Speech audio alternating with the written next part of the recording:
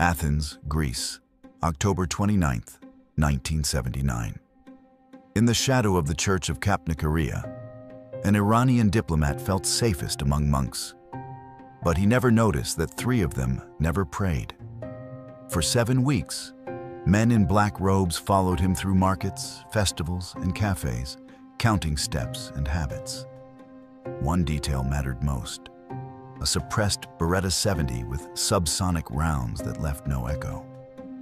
Reza Mansouri believed monasteries were neutral ground, places no intelligence service would violate. That assumption became his death warrant. What unfolded was not an arrest or a warning, but a silent execution that rewired Middle East intelligence warfare. This is Operation Sanctuary. Reza Mansouri was born in 1938 in Shiraz, Iran, into a family of minor civil servants who valued discretion above ambition. His formative moment came in 1963 when he witnessed a botched CIA operation in Tehran that left 2 Iranian students dead and the American operatives untouched by consequence. The lesson was immediate. Power belonged to those who controlled logistics without fingerprints. By age 27, Mansouri had mastered French, Greek, and the art of appearing unremarkable. His capability was specific. Mansouri coordinated weapons transfers without creating patterns. Associates described him as methodical, never impulsive. He memorized routes after walking them once, never carried written notes, and chose meeting locations where surveillance cameras didn't exist yet. This made him strategically valuable to Iran's new Islamic government after the 1979 revolution. Tehran needed someone who could move resources across Europe while maintaining diplomatic immunity. Mansouri's soft voice and cultural attaché credentials made him invisible to Greek security services, stretched thin by domestic terrorism concerns. Intelligence services had tracked Mansouri for 8 months by spring 1979. By September, Mossad concluded Mansouri represented a critical node in Palestinian weapon supply chains running from Athens through Italy to France. The authorization to eliminate him came in early October after Israeli signals intelligence intercepted confirmation of a weapons shipment scheduled for late November. The window was narrow. Athens was not random geography. Greece occupied the crossroads between 3 continents. Its ports handled cargo with minimal inspection. Its intelligence apparatus, weakened by political upheaval following the 1974 fall of the military junta, couldn't monitor every diplomatic operative. The city's religious calendar created predictable patterns. Orthodox festivals drew crowds that swallowed individuals. Monasteries offered meeting spaces where electronic surveillance was culturally inappropriate. Mansouri understood this calculus perfectly. He scheduled contacts near churches during feast days, believing sacred spaces created operational buffers. Mossad called this the forward disruption strategy. The logic was straightforward. Eliminate logisticians before weapons reach operatives, and attacks die in planning stages. Previous Israeli operations targeted fighters after attacks occurred. This doctrine reversed the sequence. Kill the coordinator, freeze the network. The approach required identifying individuals whose removal would cascade through supply chains without triggering immediate retaliation. Mansouri qualified because his role was known to few outside Iranian intelligence circles. His death wouldn't make headlines. The obstacles were severe. First, Greek authorities maintained formal diplomatic relations with post-revolutionary Iran. Any obvious Israeli action risked diplomatic incident. Second, Mansouri's routine avoided patterns. He varied routes, meeting times, and locations weekly. Third, his use of religious spaces made traditional surveillance impossible. Agents loitering near monasteries drew immediate attention from local clergy and parishioners. Despite these challenges, planners identified one vulnerability: Mansouri's psychological reliance on religious neutrality.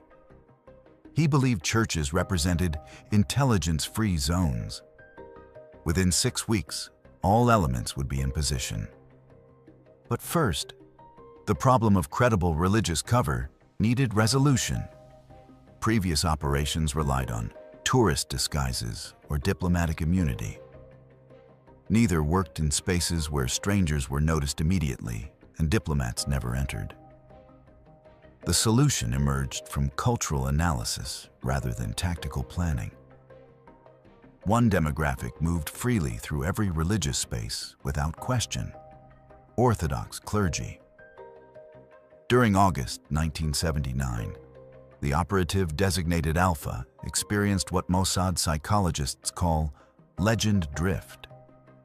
He had spent 4 months in a monastery outside Thessaloniki, preparing his cover identity as an itinerant monk. The training required memorizing liturgical responses, fasting schedules, and prayer gestures. One evening, Alpha found himself genuinely praying before realizing the action was unscripted. In the post-operation debrief, psychologists noted this immersion created operational advantage by eliminating conscious performance, but also increased psychological recovery time. The mission continued because authenticity mattered more than comfort. Intercepted communications from September 15th reveal Mansouri discussing his daughter's upcoming wedding in Tehran. Analysts noted nothing operationally relevant in the conversation. He mentioned worrying whether he would return in time for the ceremony scheduled for December. When the operation concluded, the wedding proceeded without him. His daughter learned of his death 3 days after the event.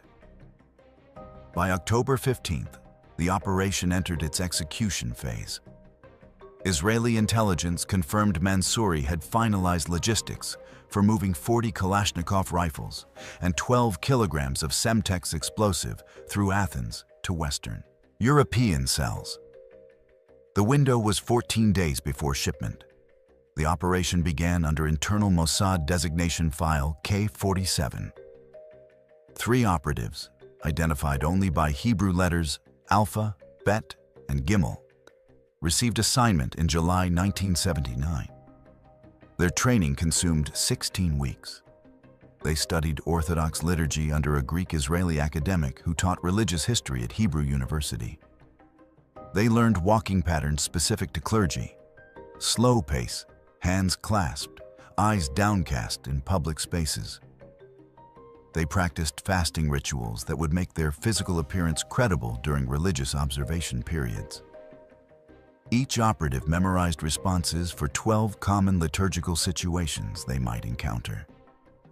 The infrastructure was minimal by design. Complexity creates failure points. Documents included 3 sets of ecclesiastical papers identifying the operatives as monks attached to the Church of Kaapanikaria, a small Byzantine church in central Athens. The papers were forgeries produced by a Mossad technical unit specializing in Eastern Orthodox documentation. They included authentic-looking seals from a monastery that existed but maintained poor record-keeping. Equipment consisted of 1 Beretta 70 chambered for subsonic 22 caliber rounds. The weapon was chosen for sound signature. Fired with suppressor, it produced noise comparable to a book dropping. A dead-drop radio transmitted burst signals every 48 hours at 0200 hours to a receiver in Tel Aviv. Each transmission lasted 4 seconds. No safe house existed. The team rented a small apartment under Greek civilian identities, separate from their monk covers. Escape routes included 3 options: ferry to Cyprus, overland to Yugoslavia, or emergency extraction through the Israeli embassy if political consequences became acceptable. The team structure was flat. Each operative possessed abort authority. If any member judged the operation compromised, all 3 would extract within 6 hours using predetermined signals. This prevented hierarchy from overriding field judgment. September 22, 1979. At 0730 hours, Alpha made first contact. Mansouri passed within 2 meters while walking to a cafe near Monastiraki Square. The encounter was indirect. Alpha stood outside the church of Kaapanikorea reading a prayer book while Mansouri walked past. No words were exchanged. The objective was establishing presence. Over the next 2 weeks, Mansouri passed the same location 17 times. Pattern recognition began. Complications emerged on October 4th. A legitimate priest from the Kaapanikorea congregation questioned Alpha's regional accent during a casual conversation about Saint Day observances. Greek Orthodox communities are small. Unfamiliar faces draw scrutiny. Alpha's Greek was fluent, but carried slight pronunciation markers from learning the language in Israel rather than growing up in Greece. The team adjusted. Less speech, more silence. Monks who appeared deeply contemplative could avoid conversation without suspicion. The vulnerability was managed, but not eliminated. Surveillance rotated between all 3 operatives. Bet tracked Mansouri during morning routines. Gimel covered afternoon movements. Alpha maintained position near the church as anchor point. The method allowed continuous monitoring without pattern recognition from counterintelligence. Greek security services were competent enough to notice if the same face appeared repeatedly. 3 faces rotating eliminated that risk. By October 20th, behavioral analysis was complete. Mansouri visited a small monastery courtyard twice weekly, always on Tuesday and Thursday afternoons between 1700 and 1800 hours. The location was interior space accessible through a narrow entrance that limited sightlines. More critically, Mansouri's body language changed when he entered religious spaces. Tension visibly decreased. He walked slower, checked his surroundings less frequently. The psychological vulnerability was clear. He believed monasteries were neutral ground. What Mansouri didn't know was that Mossad had concluded religious spaces were operationally ideal. Low civilian traffic, cultural prohibitions against loud disturbances meant minimal chance of intervention. No security cameras. The same factors that made Mansouri feel safe made the location perfect for termination. The execution window opened when Israeli signals intelligence confirmed the weapons shipment would depart Athens on November 2nd. Mansouri needed to be eliminated before final logistics coordination occurred. Mission planners in Tel Aviv set deadline, October 30th. The clock was visible now, October 27th. At 1400 hours, Alpha confirmed pattern consistency. Mansouri would visit the monastery courtyard on October 29th. Weather forecast predicted clear conditions. No religious festivals were scheduled that might increase civilian presence.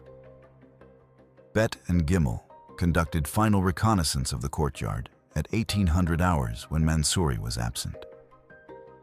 They identified 3 approach angles, 2 exit routes, and confirmed no blind spots existed where threats could emerge unexpectedly. Gimel noted one problem. A wooden door into the courtyard created noise when opened. Anyone inside would hear someone entering. The solution was timing. All 3 operatives needed to be in position before Mansouri arrived. October 28th. At 2000 hours, the team transmitted final authorization request through the dead drop radio. Tel Aviv responded at 0200 hours, October 29th, with 2-word burst transmission. Execute tomorrow. The phrase meant approval granted, and no intelligence indicated compromise. Each operative spent the remainder of the night separately. Protocol required isolation before high-risk operations to prevent cascade failure if one member was arrested. October 29th, 1979. At 1600 hours, Alpha entered the monastery courtyard dressed in full monastic robes. he positioned himself in the southeast corner, kneeling as if in prayer. His hands remained visible, but the beretta sat in a cloth bag beside him, appearing to contain prayer books. At 16:20 hours, Bet entered and took position near the entrance, also kneeling. To any observer, 2 monks were engaged in private devotion. At 16:40 hours, Gimel entered last and remained standing near the wooden door, ostensibly examining a religious icon on the wall. 1700 hours passed. Mansouri had not arrived. Each operative maintained position without communication. 1730 hours. Still nothing. The risk calculation shifted. If Mansouri didn't appear, the pattern was broken. The team would need to abort and reassess. 1741 hours. The wooden door opened. Reza Mansouri entered the courtyard alone. He wore a dark coat and carried a leather briefcase. His expression was calm.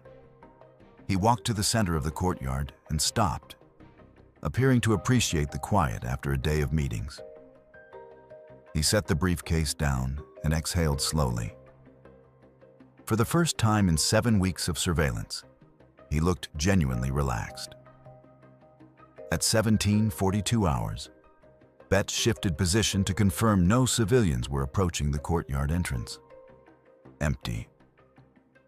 Gimel moved to block the wooden door from inside. Anyone trying to enter would face resistance. Mansouri noticed neither movement.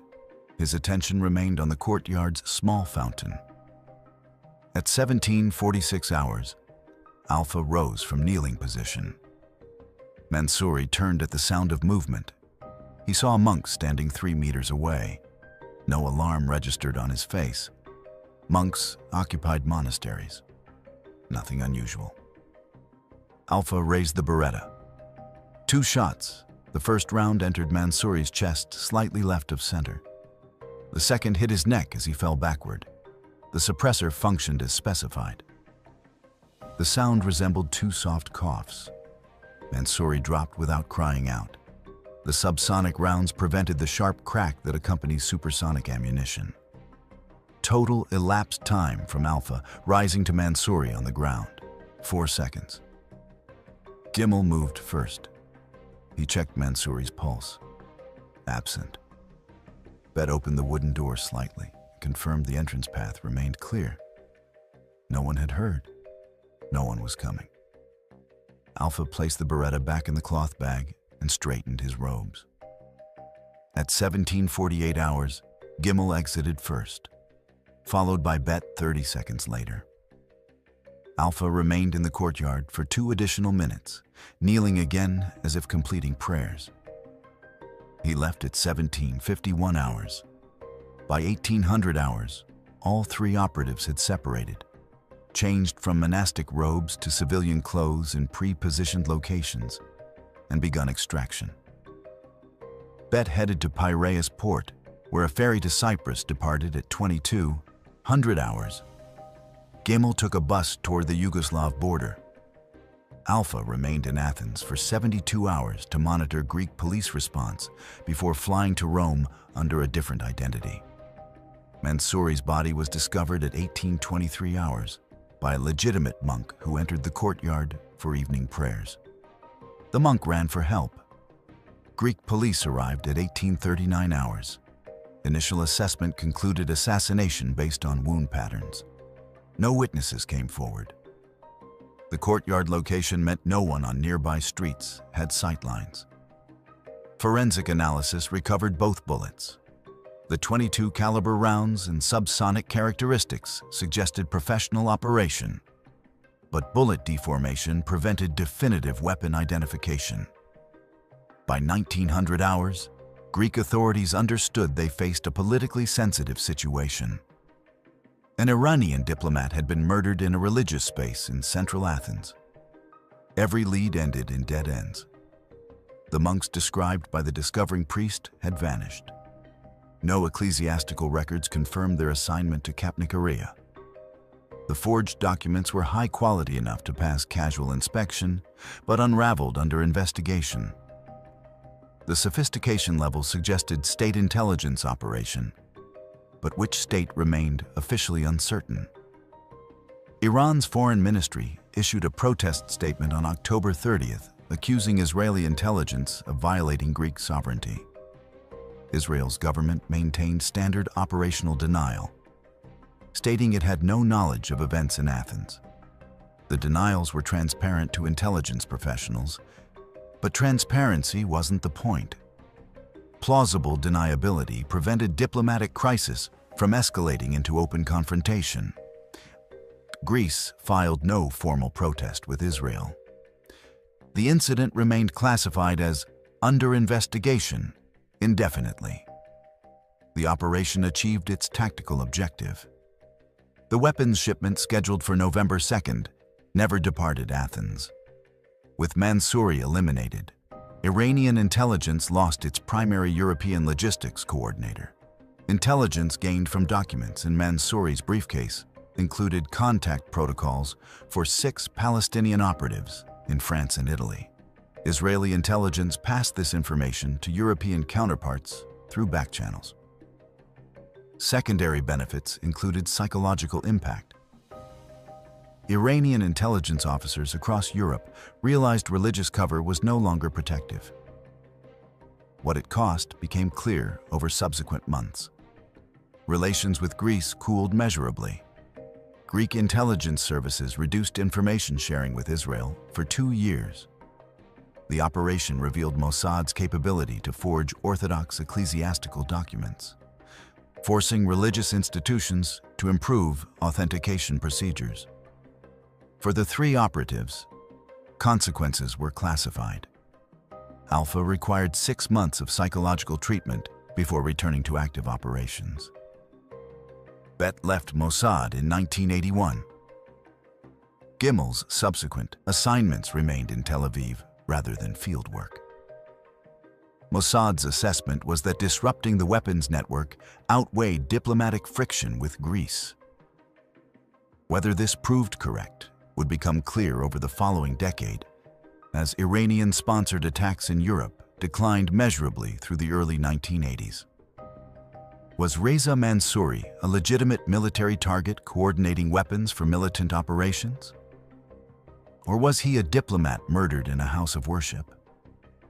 One perspective argues that preventing weapons shipments saved civilian lives in France and Italy by eliminating attacks before they occurred. Mansouri's role was operational, not symbolic. His elimination represented precision rather than terrorism. The other perspective argues that weaponizing religious identity and violating sacred space eroded boundaries that protect civilians from intelligence warfare.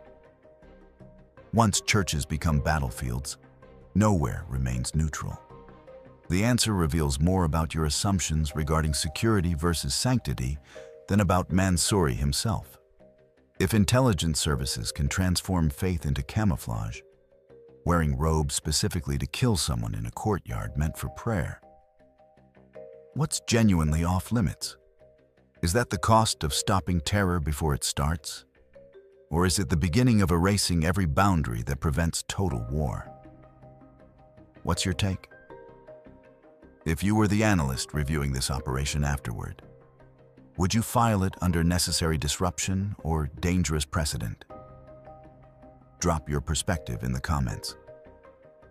If this story made you question where the line sits between security operations and sacred violation, hit that like button.